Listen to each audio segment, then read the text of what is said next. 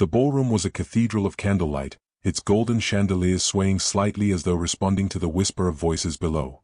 Mirrors along the walls reflected the glittering throng, multiplying the elegance and the judgment in equal measure. Every gentleman's gaze, every lady's fan flick, was a measure of society's scrutiny. And there, at the edge of the polished floor, stood a young woman whose presence seemed both insignificant and impossibly luminous. Her gown, though modest and carefully chosen, bore the faintest misalignment, a seam that refused to lie flat, drawing the keen eyes of those who hungered for scandal. She felt their stares as though they were physical blows, yet she lifted her chin with a fragile grace, refusing to crumble completely beneath their weight.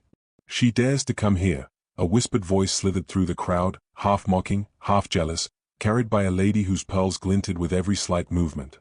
Another voice, more pointed, added, "Does she not know the world does not forgive the careless?" The words were daggers, and the heroine felt their bite, yet she did not flinch. She had rehearsed 1,000 graceful postures for such evenings, but no rehearsal could arm her against the corrosive power of society's whisper. Across the room, the Duke's gaze fell upon her. A man of imposing height and impeccable form, he carried the weight of heritage and expectation like a second skin. His eyes, dark and penetrating, did not follow her stumble or the small, ill-timed tilt of her fan. They lingered instead on the quiet defiance that flickered beneath her tremulous composure. The murmur of the assembly seemed to fade, leaving only the faint clink of crystal and the sound of her own measured breaths. "You may remain where you stand," the Duke's voice cut through the soft music, carrying both authority and a peculiar undercurrent of curiosity. Every head turned toward him, the weight of his words compelling obedience from all within hearing. She froze, aware that her very stillness was being scrutinized. A bead of perspiration traced the line of her neck, yet she did not retreat. She bowed her head lightly, the smallest act of submission, though her heart thumped with both fear and a strange, unbidden hope. The crowd interpreted her compliance as meekness, as weakness. The whispers grew sharper. "She trembles like a fledgling," said one, "how unbecoming." Another countered, "Yet there is a fire in her gaze, she refuses to be broken entirely." The heroine, though hearing only fragments of the gossip, understood the truth of both statements. She was unarmed in society's eyes, yet internally, she waged a silent rebellion. In a moment of startling clarity, the Duke stepped forward, his presence commanding the space around him like the natural authority of a storm.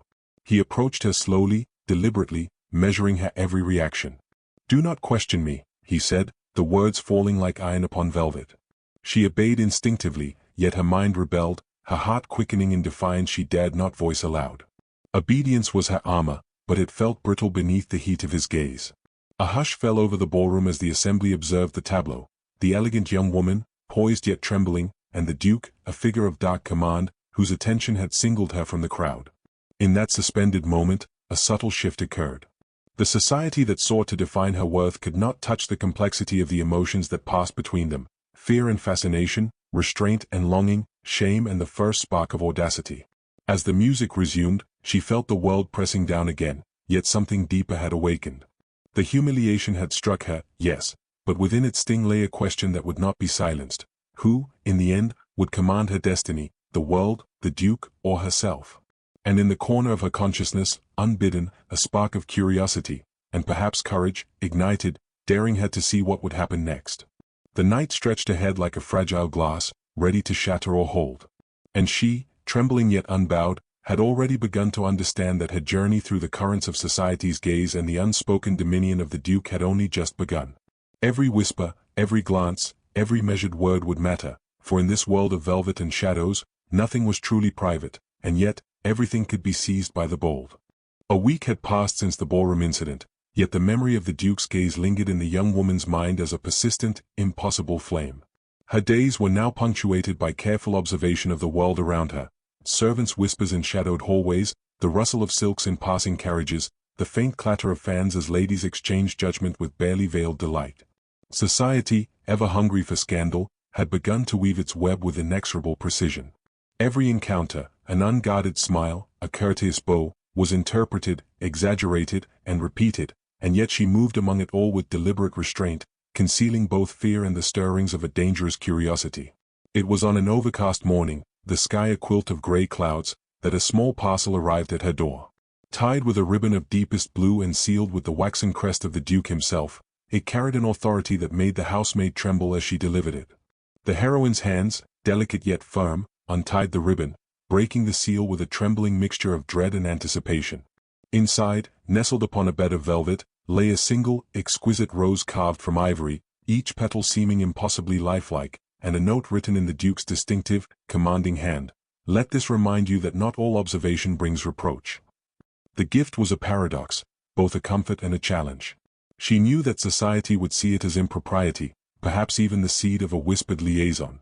Already, her mind raced with possibilities. Was it an acknowledgment of her grace, her courage under scrutiny, or a test of her discretion? Whatever the intent, the arrival of this token had made her conspicuous once again. The scandal did not wait. By the following evening, as she attended a modest afternoon gathering, whispers followed her like shadows. A gentleman, known for his loose tongue and propensity for exaggeration, remarked just loud enough for others to hear, "I hear she has been favored with the Duke's attention." A rose, no less, an ivory rose, marking her in a manner society scarcely forgives. Gasps and faint murmurs rippled through the room. Her cheeks flushed, but she lifted her chin and curtsied lightly, demonstrating the poise that had become her shield. Still, the sting of exposure remained. Meanwhile, the Duke's presence loomed, though unseen. In a corner of the room, his dark eyes observed the stir he had created. There was no malice in his gaze, only a subtle, meticulous curiosity. He admired the resilience with which she carried the scrutiny, the careful balance between fear and defiance that marked her as unlike any other woman in their circle. In society's eyes, she might have been naive or vulnerable, yet in his, she was quietly extraordinary, capable of navigating the treacherous waters of public expectation with a grace that invited, not demanded, his attention. The heroine's internal struggle intensified. The token, beautiful and silent, had become a lightning rod for gossip, yet it had also stirred emotions she could scarcely name. She felt a magnetic pull toward the Duke, an admiration mingled with caution, and a desperate desire to understand the subtle message behind the gesture. She could not yet confront him, for propriety and fear restrained her, but the rose had spoken in a language she knew she could not ignore. Later, as twilight spilled amber light through the tall windows, she found herself wandering the garden paths in solitude, seeking refuge from the insistent scrutiny of her peers. The ivory rose, now carefully pinned to the bodice of her gown, gleamed like a pale star against the muted hues of her dress. In the hush of the garden, with shadows of wrought iron gates stretching across the gravel, she allowed herself a fleeting, forbidden indulgence, imagining the Duke's presence beside her, his hand brushing lightly against hers in silent acknowledgement. Yet the intrusion of reality was relentless. From the hedges came the faintest whisper, unmistakable to her attuned ears, servants and neighbors, carrying news, speculations, and the ever-hungry gossip of society. She parades his favor, a voice murmured, and yet she does not claim it. A boldness that scandal cannot restrain. Her heart tightened. Boldness could be perilous in their world, and yet, for the first time, she felt a strange, exhilarating sense of agency. The evening concluded with her retreat to her room, the ivory rose resting against her hand as she contemplated the day's events. Scandal had arrived, dressed in whispers and veiled glances, yet within it, so too had a challenge and a promise. Society sought to confine her, to shape her into a creature of their expectations, but the Duke's silent communication suggested otherwise. A new tension had entered her life, the delicate, dangerous balance between obedience and desire, between public judgment and private feeling. As night deepened and the moon cast pale light upon her chamber, she understood that the coming days would be defined by choices she had never before been forced to consider. The Duke's attention, the ivory rose, the whispers of society, all of it signaled a shift, a collision between propriety and passion, that neither she nor the world around her could yet control. And, in the quiet of her own heart, a single thought persisted. The game had begun, and she was no longer merely a spectator. The garden was hushed beneath a silvered moon, its light spilling over dewy hedges and the polished gravel paths that wound like secret arteries through the estate. The air was cool, carrying the faint scent of evening roses, and the distant echo of the estate's fountains murmured like a private confidant. She had slipped from the drawing-room unnoticed, seeking refuge from the ever-watchful eyes of society, yet her solitude was not complete. A shadow detached itself from the moonlit arbor, a figure of undeniable command, the Duke, whose presence seemed to bend the night around him. He spoke first, his voice low, precise, and tempered with an intensity that drew her gaze despite her instincts to retreat. "You wander here as though you possess the liberty to do so, yet I wonder if your heart truly believes it has freedom." His eyes, dark as storm clouds, searched hers for a truth she had scarcely admitted to herself. She began, the word faltering as the weight of propriety clashed with the heat of burgeoning feeling. She could not lie to him, for in his presence deception felt both unnecessary and impossible. I obey your words, as I must. Yet, her voice dropped to a whisper, carried only by the wind, my heart does not obey so easily. A faint smile, almost imperceptible, curved the Duke's lips. He took a slow step closer, the gravel shifting beneath his polished boots, a sound at once commanding and intimate. Ah, he murmured, so you feel the conflict I suspected. You are measured, restrained, yet I detect a fire beneath your composure, one that neither society nor I may command. His words, careful yet laden with unspoken truths, struck her with the force of revelation. They walked together along the garden path, a measured distance maintained between them, each step deliberate, echoing with the tension of unspoken desire. Do you understand, he asked, that the world believes you fragile, that they seek to define your limits? His hand hovered near hers, a breath away, a question in itself. She drew a quiet, steadying breath, aware that every heartbeat carried a risk, of discovery, of scandal, of surrender. I understand, she said finally, and yet I cannot bend entirely to their will. I cannot be wholly the creature they expect, nor wholly the one they deem suitable for your notice. If I am observed, if I am judged, I shall endure, but only on terms of my own choosing. Her declaration, quiet yet resolute, made the night seem to lean closer, as if the moon itself sought to witness her courage. The Duke's gaze softened, a rare vulnerability flickering across the disciplined features he presented to the world. And yet, he said, you permit me a glimpse beyond the veil. You allow me to see the woman who is not bound by whispers, by judgment, or by the delicate chains of expectation. He stopped, his hand brushing lightly against hers, a contact electric yet restrained. Do you realize, he continued, that in doing so, you have drawn me into a web I neither sought nor can escape? Her pulse quickened, the weight of his words pressing against her chest with a force that mingled fear and an intoxicating thrill. I do not know what I have drawn, she whispered, but I feel it. I feel it as sharply as you do, I think.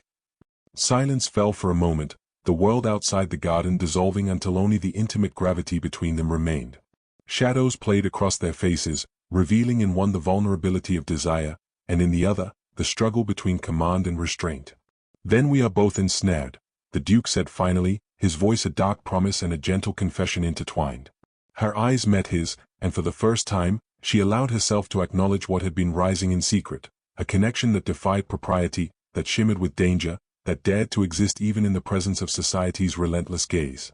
The ivory rose she had pinned to her gown caught the moonlight, pale and impossible, and in that quiet symbol, she recognized both the gift and the challenge he had offered. As the night deepened, and the garden paths stretched into shadows and light, she understood that nothing would be as before. The world might continue its scrutiny, might attempt to confine her, but here, beneath the indifferent gaze of the stars, she and the Duke had crossed an invisible threshold. Words had been spoken, hearts had been exposed, and a delicate, daring tension now bound them in ways neither could deny. And as they finally turned to leave the moonlit sanctuary, the promise of what was to come lingered like the scent of roses in the cool night air, a promise that neither obedience nor fear could erase, and a question that neither propriety nor pride could answer. The ballroom was alive with the muted brilliance of candlelight, every crystal prism scattering the glow across polished parquet floors. Society had gathered, each attendee a judge, a witness, and a conspirator in the ever-turning theater of gossip. She entered quietly, her gown impeccable, the ivory rose still pinned to her bodice, a silent defiance of the whispers that had sought to diminish her. Every step was deliberate, measured, a declaration in itself that she would not be diminished by rumor or reproach. The Duke, standing near the grand windows where moonlight mingled with the firelight, observed her arrival with a calculating intensity. His eyes followed her with the precision of one accustomed to command, yet they betrayed an undercurrent of something more, an admiration that bordered on reverent, tempered by the weight of propriety. He stepped forward as she passed, the murmurs of society momentarily dimming beneath the gravity of his presence. You are late, he said, his voice carrying the authority of a man who could bend any circumstance to his will. Yet beneath the command lay an edge of vulnerability, a subtle admission that the evening's events could tilt upon a single decision. And yet, every moment of anticipation has been worth it. His words, carefully measured, were a challenge and an invitation all at once. She met his gaze with a poise she had honed in the private hours of preparation, the tension of public scrutiny now her instrument rather than her foe. "I come as I am, and I leave only as I choose," she said, her voice steady, echoing in the stillness that had descended upon the assembly. Each word was a refusal of the constraints imposed upon her, a subtle reclamation of power that did not go unnoticed. The room, ever hungry for spectacle, leaned forward with bated breath as the Duke took her hand, a touch deliberate, unyielding, and magnetic. "Then know this," he said, his tone softening only for her, "I will not ask you to conform to the expectations of others.